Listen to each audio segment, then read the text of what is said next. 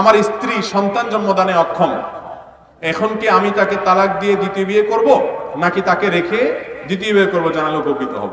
ভাইরা আমার, কোন নারী যদি বিভিন্ন ডাক্তারি পরীক্ষা দ্বারা প্রমাণিত হয় যে তার স্বাস্থ্যগত সমস্যার কারণে সন্তান হচ্ছে না, চিকিৎসা করিয়েছেন, কোনো আলামত নাই হওয়ার, তাহলে আপনি দ্বিতীয় বিয়ে করার রাইট আছে, দ্বিতীয় বিয়ে করার, সন্তান সন্ততি হোক। কিন্তু এই স্ত্রীর সন্তান হয় না, সেজন্য তাকে তালাক দিয়ে দেওয়া, এটা অমানবিক, অবশ্যই এটা অনুচিত কাজ, এটা গর্হিত কাজ। এটা তো তার নিজের হাতের কামাই না, আল্লাহর দান, এখানে তার কোনো ত্রুটি নাই।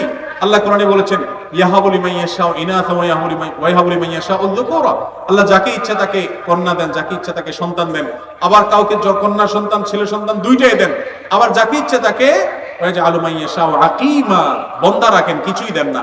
এইজন্য ভাইরা আমার, এই জাতীয় ক্ষেত্রে স্ত্রীর উপরে দোষ চাপিয়ে তাকে তালাক দেওয়া, এটা কাপুরুষোচিত কাজ, এটা অন্যায় কাজ, অনুচিত কাজ, এটা করবেন না।